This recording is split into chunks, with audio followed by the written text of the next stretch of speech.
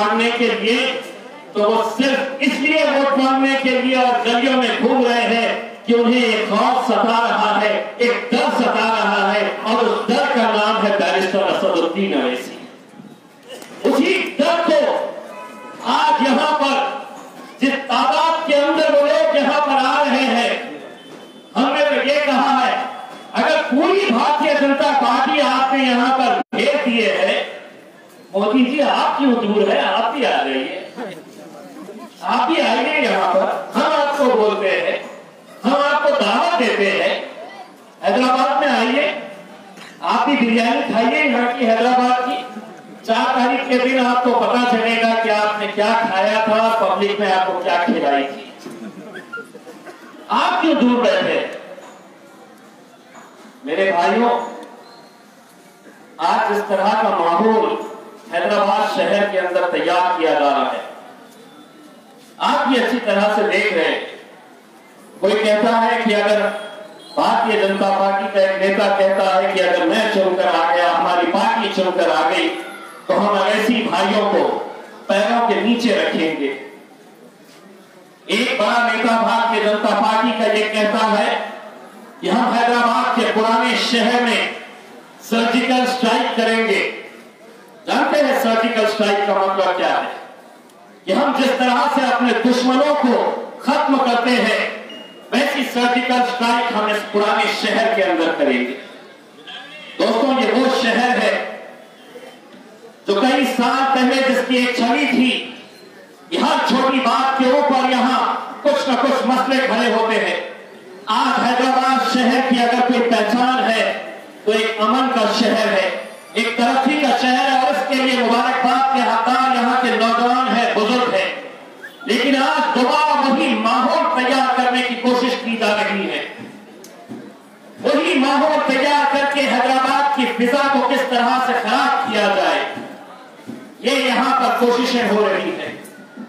मैं अपने नौजवानों से एक भाई की हैसियत से यह अपील करने के लिए आया हूं, ये बताने के लिए आया हूं कि इस दौरे हुकूमत में पहले तुम तालीम से मोड़ दिए जाओगे, फिर किसी जुर्म से जोड़ दिए जाओगे, हाथ से हाथ की जंजीर बनाकर चलो, वरना धागे की तरह हम सब तोड़ दिए जाओगे। ये हकीकत है। अगर इस हकीकत को अगर हम नजरअंदाज कर देंगे तो मेरे भाइयों, आने वाला कल कैसा होगा आप अंदाजा नहीं लगा सकते। ये सरकार पहले सोची कि बड़े का गोश्त खत्म कर दो, ये नहीं खाएंगे तो ये मर जाएंगे। नहीं मरेंगे मोदी जी, हम नहीं मरेंगे, हम लड़ेंगे आपके साथ। फिर कहा इनके शरीयत के कानून के अंदर हम छेड़छाड़ कर दो, सीएनआरसी कैसा कानून लेकर आओ। ये बुजुर्ग जो बैठे हैं, इनके बाप दादा पीढ़ियां इस मुल्क के अंदर पैदा हुई।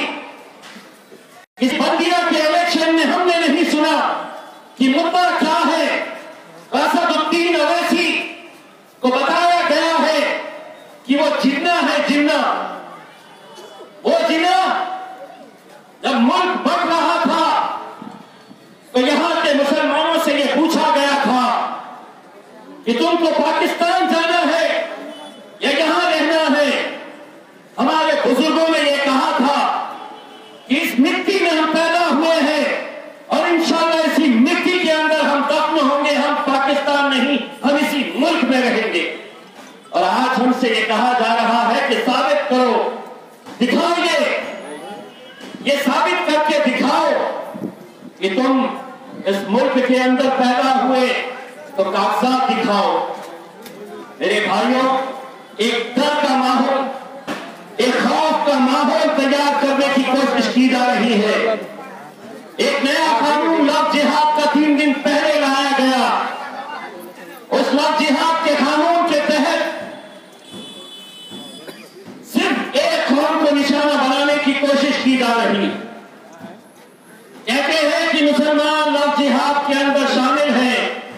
जब कानून लाया गया तो हम हमसे पूछा गया कि आप इस बारे में क्या कहेंगे। हमने कहा हम स्वागत करते हैं इसका, हम इस्तेमाल करते हैं इसका।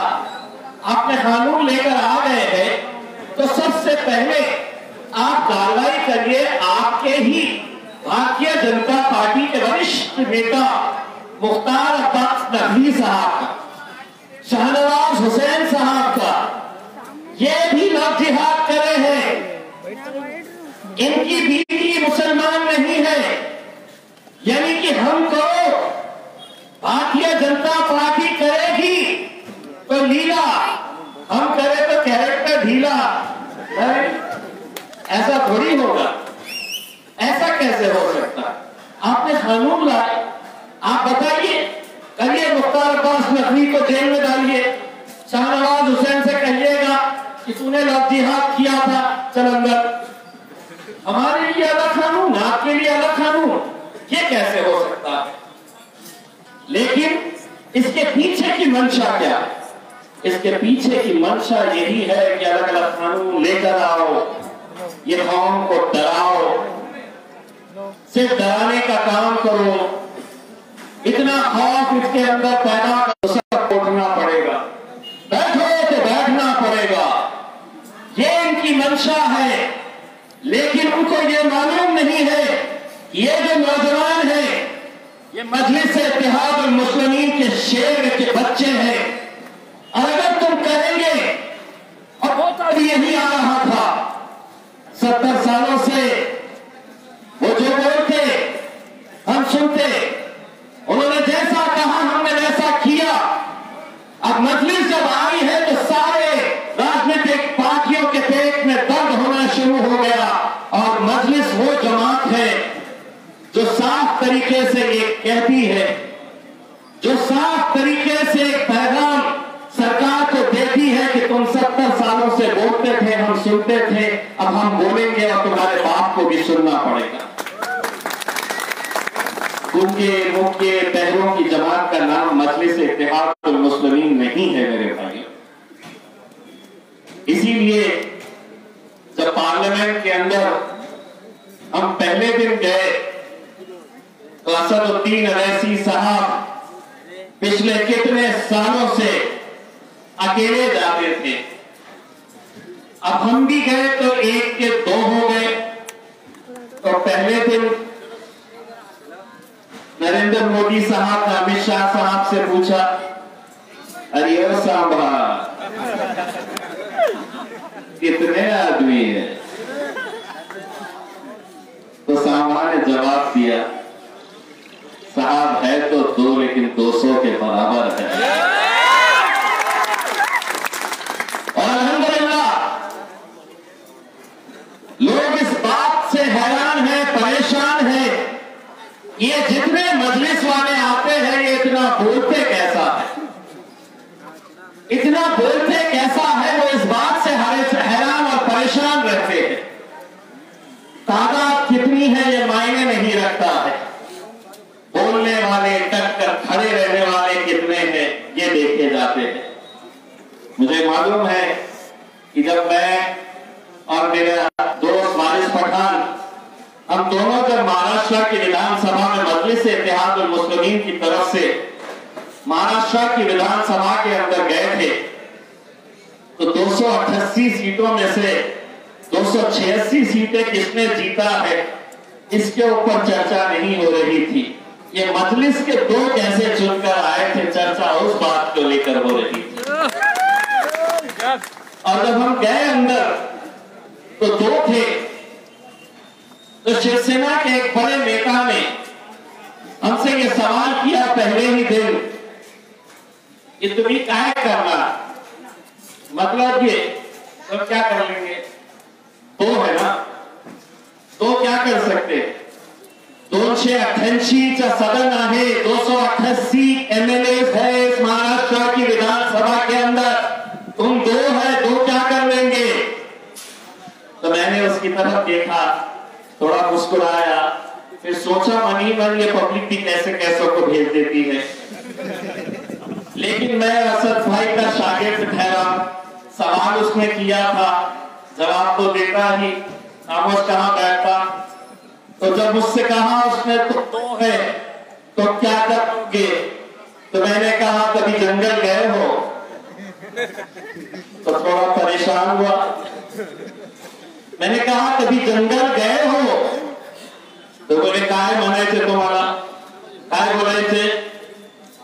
तुमको क्या बोलने का मतलब क्या है तुम्हारा? जंगल गए थे क्या? तुमने बोला सुन,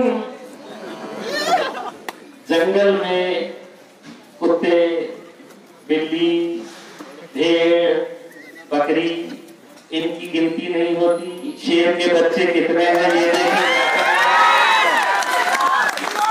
ये देखे जाते हैं, शेर के बच्चे कितने हैं।